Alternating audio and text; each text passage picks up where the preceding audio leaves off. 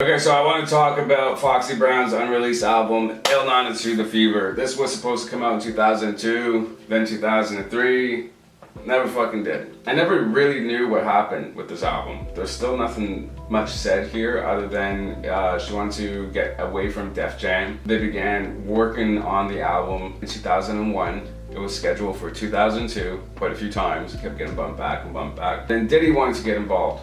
He wanted to be the co-executive producer, and then would later be scheduled for 2003. She announced that she terminated work on it. I don't know what the fuck that means. How do you just, what happened? Foxy Brown fans know. I know you guys know. You guys know the whispers and the shit that went on behind scenes. And I just know when Diddy gets involved on a project, bro, it just never works out. He can be pretty hands-on with the project. He can be hard to work with, I imagine. So maybe, I have a feeling, Diddy was probably a reason to why that album just never fucking came through.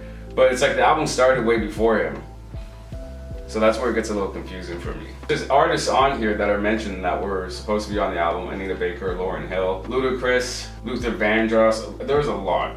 And it seems like there was a version of the album that we didn't get. This album actually leaked in 2002, I think it was. If I'm not mistaken, the album wasn't even done. Like a lot of the stuff we got was unfinished. Because I know the original, as much as I love the song, it just sounds like there's, one, it's not mastered, but two, it's like it's missing the hook or some sort of, it's missing something. But anyways, and what's funny is that this album later was posted on fucking iTunes and Apple Music. I think it was 2020 it says. And then she went on to like social media saying that she was gonna get a lawyer involved. I remember seeing that. And the post was deleted not long after. The album's still up there, so it's like, what the fuck?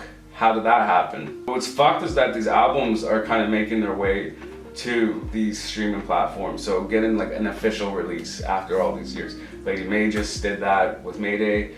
I don't even know if she's like aware that the album's up on there, but according to D-Dot, like they haven't spoken for some time, but he wishes her well. But they're still on good terms, I imagine. I guess she just went MIA. Point is, these albums can definitely still like happen after all this time. And I'm happy to hear that, because this album, even though it didn't get officially released back then, I listened to the fuck out of it for years. I was so excited to fucking hear this album in full and like get the actual like release of it. First Foxy CD I bought was Broken Silence, so that's where I became like a hardcore fan. Studied the fuck out of that entire CD. And then I got word that she was working on a new album, Get Off Me, and all that shit was coming out, and just kind of, speaking of that, so she disses Alicia Keys and Eve on that, but then she goes on to make a similar sounding song with I Need a Man, which was supposed to be the official lead single off the album later. So it was kind of, it's a little bit hypocritical in the sense that she goes and does the same thing she dissed someone else for. But, given the vibe, 2003, everybody was doing that summer vibe. And, I think we can thank Murder Inc. for that trend, for that sound. It was very summery. And they were doing a lot of that, like a lot. But we had like Ashanti's Rock With You, we had The Brats In Love With You, we even had Foxy on another track, that one with A-Marie off the DJ K Slay album, Too Much For Me, I think it's called. Too Much For You, Too Much For Me. So yeah, the vibe was summery. Like everybody was doing it. And that was one of my favorite songs from Foxy too. And it was produced by Seven Aurelius. Didn't do nothing though, didn't go anywhere. I waited for that album. The photo shoots from that era too, where she was stunning as fuck. I just remember the Styling promo video. Styling was supposed to be the lead single originally when it was announced in 2002. I would have probably preferred that. The remix was supposed to be the official single off the P. Diddy version, but it never happened. Not that I know of anyways, because I Need a Man was announced as the lead single, so it was quite confusing. That was such a confusing time. I don't know what the fuck they do behind scenes, but like they confuse the fuck out of us as time goes on. Regardless, I'm happy I got the fucking material. I grew with it. The original Memory Lane, bro, such a fucking dope song. So like the entire album, but I have my favorite tracks for sure. But I love the vibe of that album. And this was a time where everybody was doing their own thing, so it wasn't like duplicated in any way. So having this sound from Foxy, I don't know which version of the album that was that we got. I don't know if it was the Diddy version or like the fucking first, second, whatever. But regardless, it was a dope sound. So I'm curious as to what the official release would have sounded like. Sometimes years later, after an album's shelved, the official track listing comes out or it gets officially released.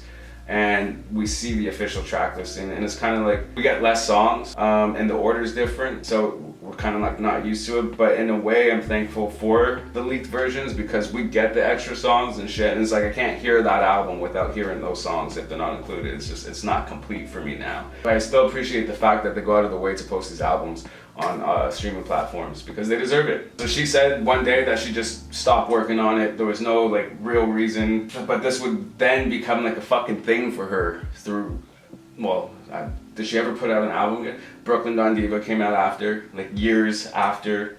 The Black Rose was supposed to come out in 2005, then 2006, or 2004, 2005, 2006. But then it just went nowhere. But she did lose her hearing, so that, yes, I understand that is shit. I don't think we'll ever get anything from her again. And not that she needs to do anything other than, you know, what she gave us. I think a lot of these artists don't need to. You know, no disrespect to Lil' Kim. I love Kim and I love Foxy. I don't give a fuck what anybody says.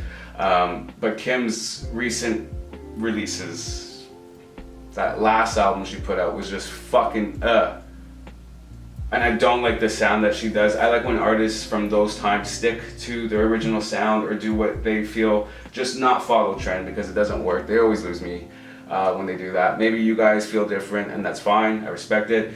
But for me, it's a pass. Anyways, I thought I would talk about this album. It deserves to be talked about. Foxy Brown, she's laying low key. She's raising her daughter.